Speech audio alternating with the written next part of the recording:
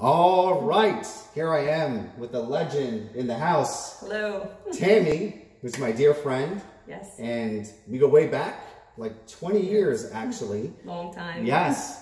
And I think we met at a party place. Correct. Yeah. That's no longer existing. No longer existing, R.I.P.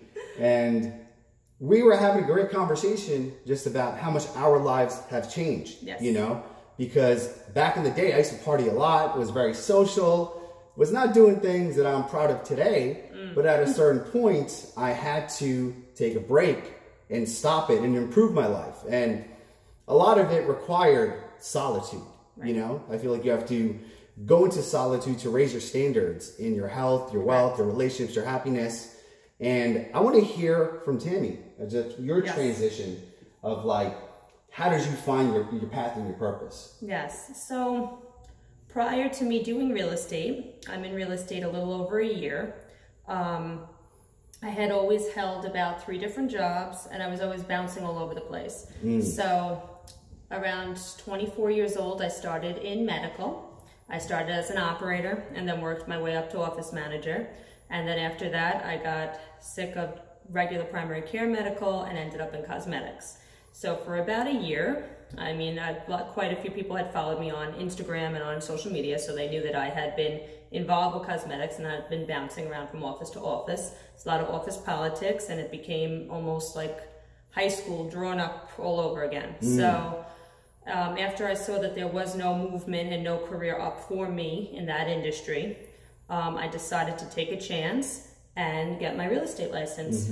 And basically, you know, that takes pulling back, knowing that you're not going to make money immediately, having confidence in yourself, and putting your priorities, you know, straight. Yeah.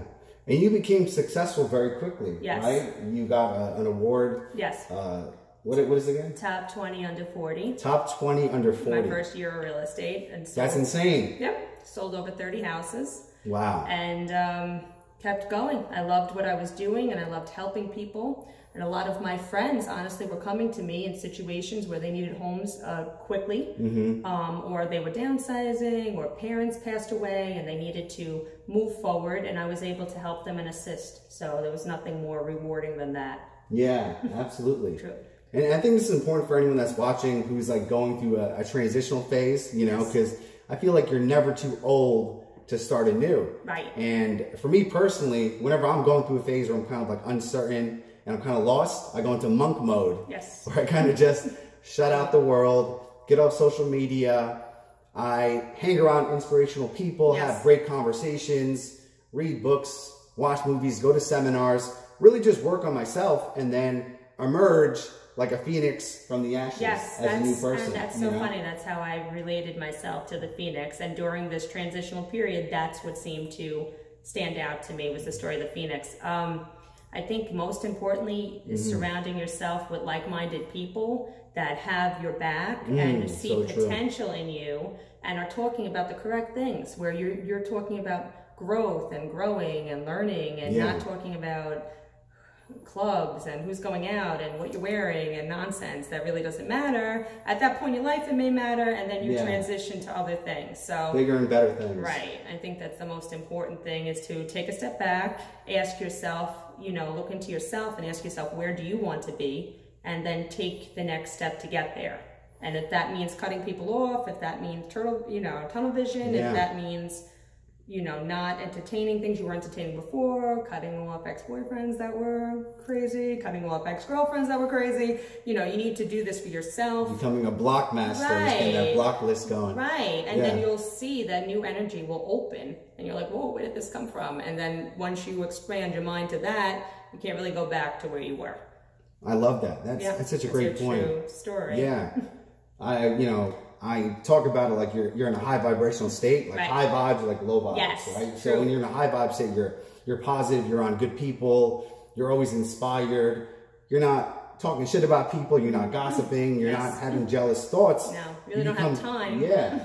That's really what it becomes. But you become very like attractive to like opportunities, possibilities, people, and great things just start to happen. Yep. Yeah, and you may feel lonely for a minute at the beginning. But as soon as you have that mental clarity, there's nothing it's priceless. It's really nothing you can't do when you have your focus and you're surrounded by good people. And I do think, like, you know, we're taking a seminar this weekend.